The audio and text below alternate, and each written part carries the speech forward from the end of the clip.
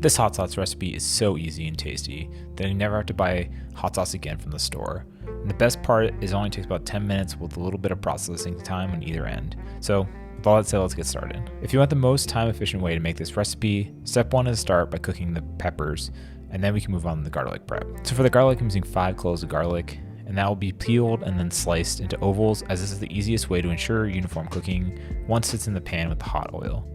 Then add about 3 tablespoons of oil to that pan and heat it over medium heat. Add in all the sliced garlic and let that sizzle in the oil. Once the bottom side is slightly starting to turn brown, flip them over using tongs and watch them, as at this point they'll go quickly from undercooked to just right to burnt in a matter of seconds. And no one wants burnt garlic in their hot sauce. Then once they're just golden brown on both sides, immediately remove them from the hot oil to stop the cooking process, but keep that oil as you'll need it later in this recipe. Then add all the garlic into that blender, and now we can turn our attention back to the peppers. So the pepper of choice is really up to you, but for this specific recipe, I'm going to use jalapeños. But if you prefer something milder or spicier, it will yield the same delicious results with varying levels of heat. After washing these 4 jalapeños, place them into an oven, and I'm going to use my toaster oven on its highest heat setting and cook them for about 5 minutes on each side. This could take longer or shorter depending on the heat of your oven, but for me it's typically in the range of 10 to 15 minutes. You're looking to get a mild char on the outside of the pepper as you're looking to add another layer of flavor. If you have a grill, that would also work as a great method to cook the peppers. And then after the peppers are cooked fully to your desired level, remove them from the heat.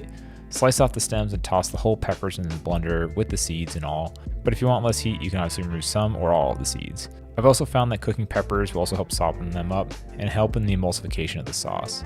Then add 1 tablespoon of vinegar for some acidity to balance out the spice, and a pinch of salt, which you can always adjust to your preference. Now, with that same oil that we'd set aside before, you want to add in about 3 tablespoons of that oil into the blender. And since I'm using a blender cup for blending, I have to screw the base onto the bottom, press it down into the, blender.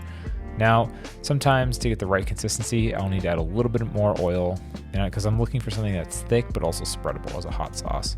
And then it's just blend until you get it smooth and uniform throughout. And here's the final results. Now if you want to be fancy, you can jar this up. And I'm going to use a hot sauce jar that I removed the label and cleaned out myself. But when adding it with a funnel, I need to lift it up, otherwise it'll create a vacuum and the sauce won't go inside the jar. And with a little assistance of my spatula, I can scrape it out and scrape it down to get all that tasty sauce inside the jar. And there you go, this is my go-to hot sauce that I make nearly every week.